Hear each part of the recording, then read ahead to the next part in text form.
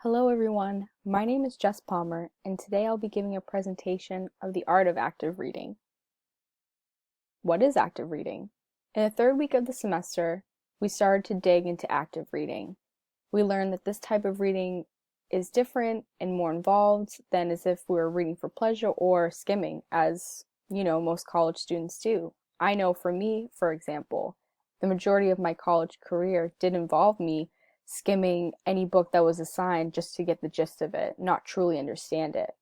With active reading, you really get your attention into the text. You are able to see what lies beneath the words on the pages.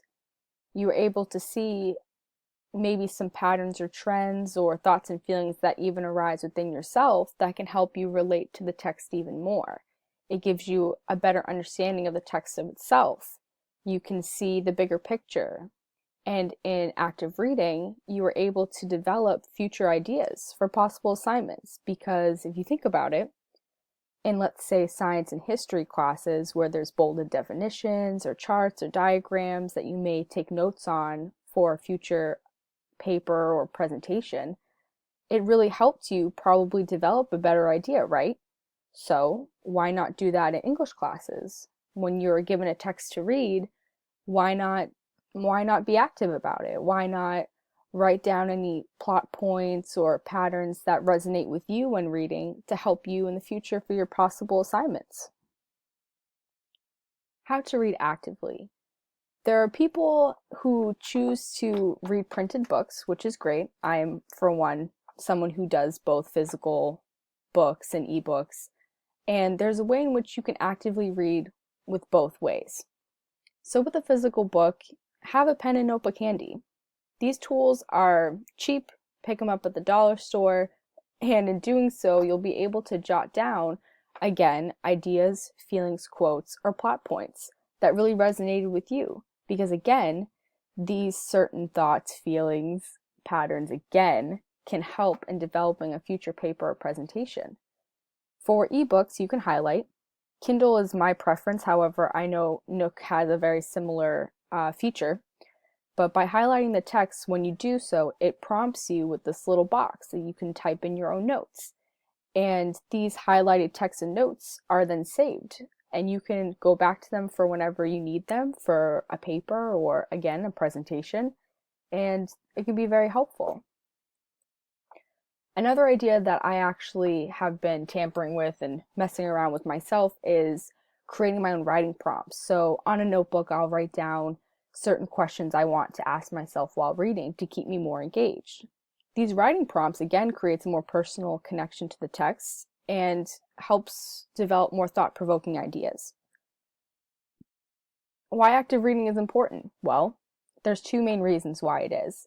Your attention is actually on the text. I can't tell you the amount of times I have read a page over and over again without gaining any kind of insider knowledge. And active reading kind of helps deflect that because by having the text at hand and focusing on it and you're taking notes on particular phrases or quotes or ideas, you're less likely to forget what you have just read because you're actively involved. And in turn, you get more out of the story. You are intriguing yourself with certain quotes and phrases, and in turn, dive deeper into what the story has to offer. You are most definitely likely to pick up on literary trends, and in turn, again, have a better understanding of the text. My opinion on active reading is this. Before this class, I'm going to be honest, I never actively read. I never thought to pick up a pen and paper to jot down ideas or thoughts that came to mind, or even quotes or phrases that I resonated with. However, since doing so in this class, it has drastically changed my reading experience and my writing overall. The active reading has allowed me to connect more with the plot, with the characters, with any problems going on in the story, or even if I found that maybe the writing technique of this particular author didn't really resonate with me or didn't make sense to me, I was able to write that down or reflect on it later. And also, again, going back to the writing prompts, it allowed me to personally connect with the story and develop my own opinions. Again, so we live in a day and age with tech. We all know this. Ebooks, again, Kindles, Nook, even Apple iBooks, We have iPhones, Androids, MacBooks, all of that good stuff. And with having this technology, there are technical resources that we can use in active reading. Google Keep is very similar to iPhone's Note app. However, I did find it more intricate because you're able to color code, label, folder, organize all of the notes that means different things. So you could have one folder for passing, one folder for a different class, or the importance of being earnest. I'm pretty sure you're picking up what I'm putting down here, as well as Evernote, which actually to me is much more in depth than both the Notes and Google Keep app. This program app as well, because you can access it both on the website and on a multitude of platforms. Evernote lets you create notebooks, which can break down each class, which is very helpful. I've been using this since I've been in college, and I've been in college now for 4 years, so in community college, I started using Evernote, and I still use it today. I break down each class in a notebook, and within each notebook, I have, again, each note with its own purpose. So if you're kind of an organized freak such as myself, I really think Evernote would be great for you.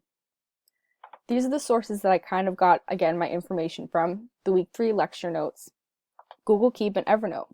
If you have any questions, please let me know.